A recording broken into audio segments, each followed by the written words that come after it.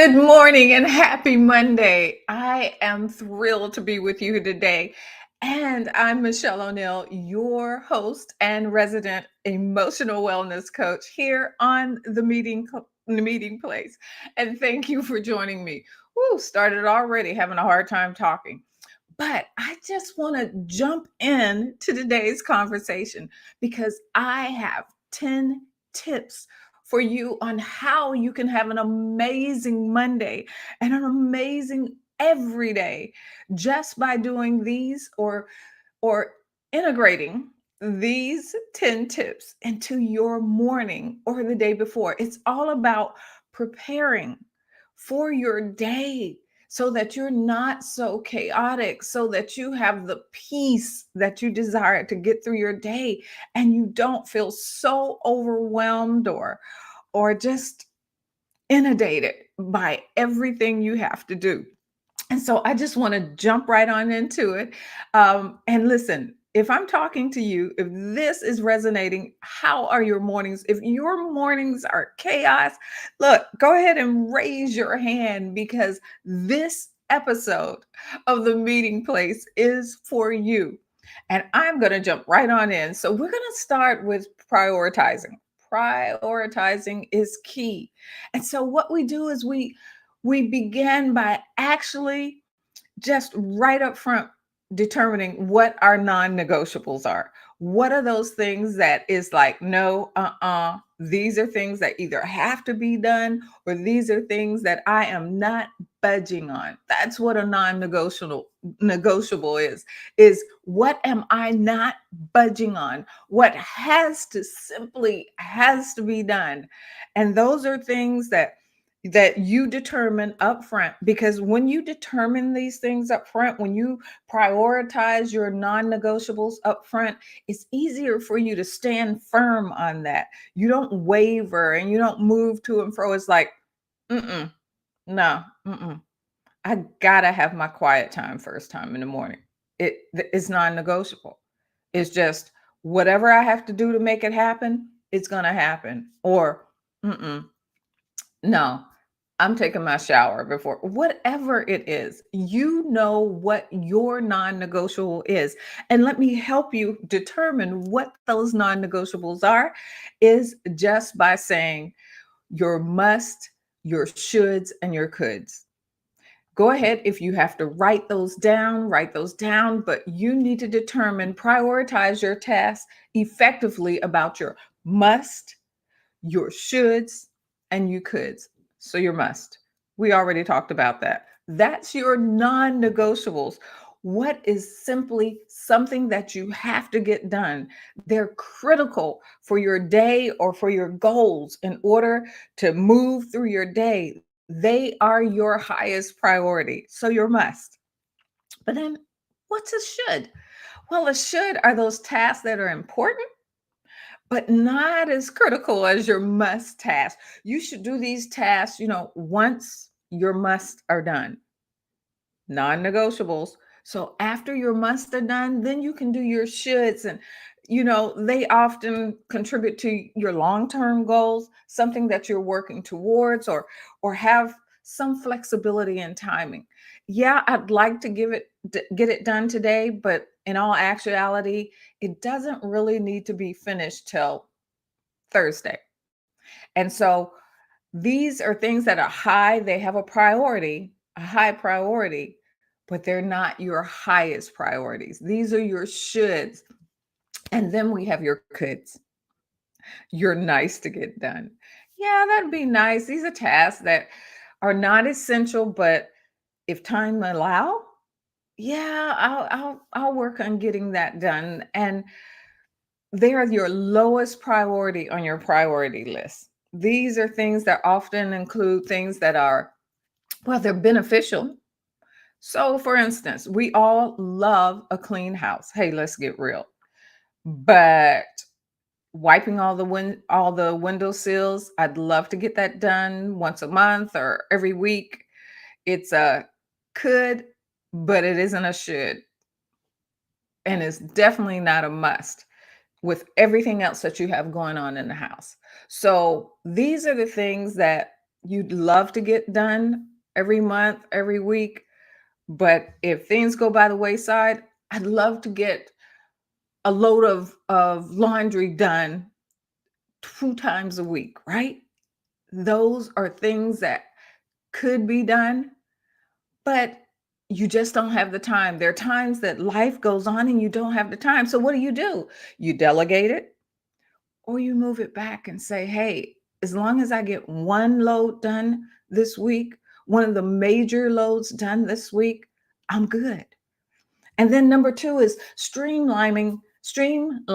Woo, I told you I was going to have trouble talking today, but streamlining your caregiving task.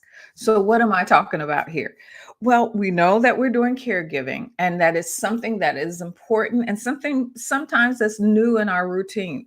So, why don't you do things by having a caregiving checklist? The night before, sit down and think about everything that you have to do that morning that's related to caregiving and write it down. Do you realize that when you get these things out of your mind, that you are allowing yourself time to rest and to decompress? So just write it down and get it out of your mind so your mind isn't just going around trying to remember everything that you have to do. So, one, your caregiving task list. And number two, make a centralized station for your caregiving. Everything that deals with the medication or different things, maybe some type of care that you have to do where the cane is, where whatever it is, but a centralized place that whenever you're looking for something related to caregiving, that's where you go. Makes it so easy. The main thing is when you make this station, make sure that you return things where they belong. Put things in the place that you have allotted. How many times have we just laid things down? So, then number three is efficient self preparation. What can you do to make sure and streamline your morning routine? Things like, you know, I would love to take a 20-minute shower, but it's just not possible. So, what things can you do to make sure that you're ready to get through your preparations so that you're there to help with everything else in the morning? Laying out your clothes ahead of time. Wow. Or making sure that all your hair stuff is one place or all your clothes are already done. And we're going to talk more about that. But these are things, what strategies can you do? One of the things is I used to, well, we'll talk about wardrobe and meal prep on Sundays. Now, I used to do long time ago meal prep for the whole month every Sunday. I'm not talking about going that extreme. What I am talking about is maybe meal prep for the week on Sunday. Just what are you going to have? Three good meals that you're going to prepare or already have in the freezer that you can put in, and all the other days is leftovers or fend for yourself or sandwiches or whatever.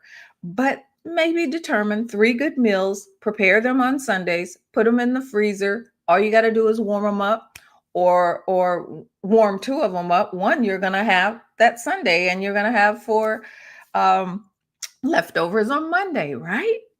And even think of things that you can do like chicken.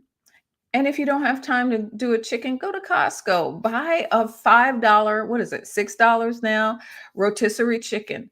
That can go a long way throughout the week. We have chicken enchiladas.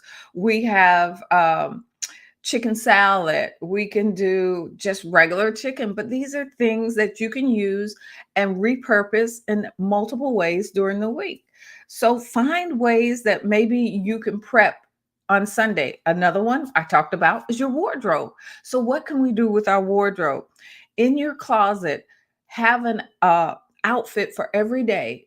5 days if when you're working 5 days a week, or you can do all 7 days, but go ahead, look at this, what do you call it?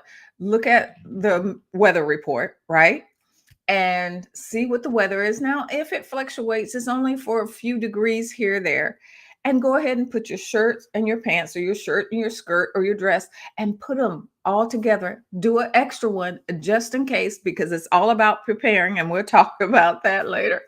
But go ahead and set out your intention for the week. If it needs ironing, go ahead and iron it. So all it is a quick grab and go that you have to do during that week. One less thing that you have to worry about. How about incorporating mindfulness?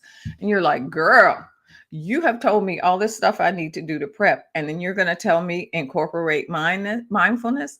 Absolutely. Do you know when you're doing these prep things, those are opportunities for mindfulness. When you're in the kitchen and you're preparing a meal or whatever, just use that time for mindfulness. Think about the aroma of the onions and the garlic and the warmth that you get, the memories that you get when you're feeling this. Think about the music that you have blaring while you're fixing that food, or while you're doing the laundry, or when you're putting clothes away or you're folding them. Mindfully think about the person that piece of clothing um, that piece of clothing belongs to, and with gratitude think about a time that you did something that was very special for you. And the reason I'm talking about this is, I love to talk about the why and the scientific behind it. But preparing and planning activates the prefrontal cortex, which is responsible for decision making and self control. And so this activation can actually lead to a more disciplined and focused behavior throughout your day. You see why it's so important? These aren't just things that are nice to do or great to have. These are things that are so important. And let me tell you right now, if you're commenting and I can't see them, I will get back to you. But tell me, is this resonating to you? Is this something that you think that you can do?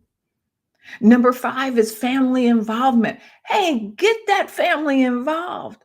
You're not the only one living there. And when you're doing everything for your family, when you're doing everything for your loved one, your spouse and your kids, you're not allowing them to be a part of your journey. You're not allowing them to help you. But not only that, doing this is teaching your kids responsibility and independence, so that when they're out there on their own, that they can be independent and think and do things themselves. And then when you're not allowing your loved ones to be a part of it, yeah, they may be slower. Yeah, they may not think as quick and as fast as they used to, but when you allow them to do this, they feel that they're still contributing to the core of the family, that they still have value, that they're still important. So family involvement is so important. And so also there are some number 6, time-saving hacks that I just want to share for you. Creating a healthy breakfast. One of the things I love is when every once in a while I treat myself to a tropical smoothie. But they also have smoothie bowls. You put the yogurt and the fruit and the granola, and you have it prepared and set there. So it's a grab and go breakfast that's healthy for you. And when you have bagels or English muffins, or have boiled eggs ready, have um, almond butter that you can put on that bagel or that muffin, that they get their protein, they get the carbohydrates, the banana is there, they get their fruits.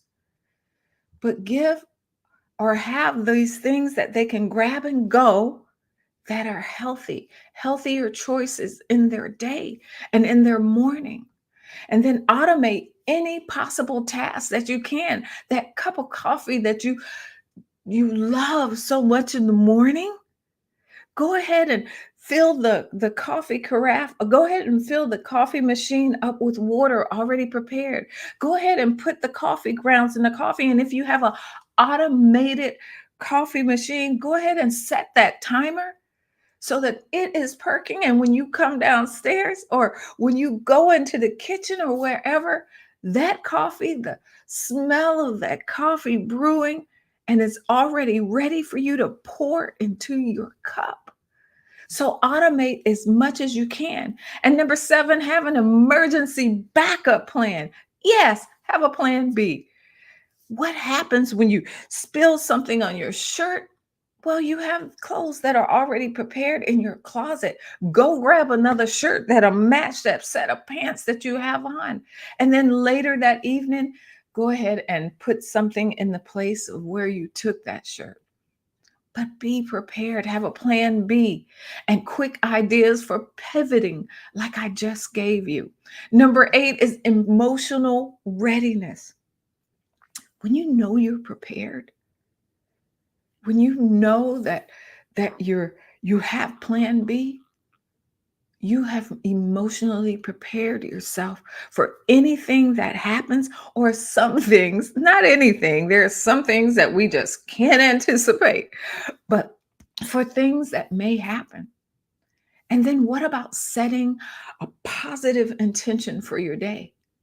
Hey, it's a great day. It's about what you say when people come down. It's not about everything that went wrong, but what about everything that went right in your day, or everything that you're anticipating wonderful in your day? It's a great day.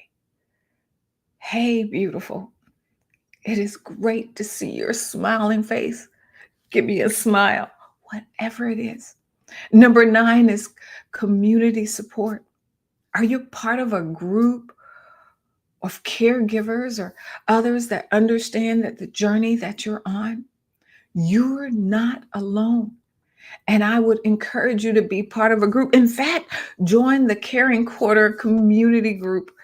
And I'll make sure that I put the link below so that we together can start a thriving group that help each other. Look, above all, number 10, be kind to yourself. You cannot and will not ever be perfect, but you can be excellent. You are excellent. You have so much love and compassion in you. I know because of what you do and who you are. It's okay to have challenging days. And I know, especially after today, you're prepared to handle it. Until next time, I'm Michelle O'Neill, again, your host here with you on the meeting place. Take care. Next time. Bye-bye.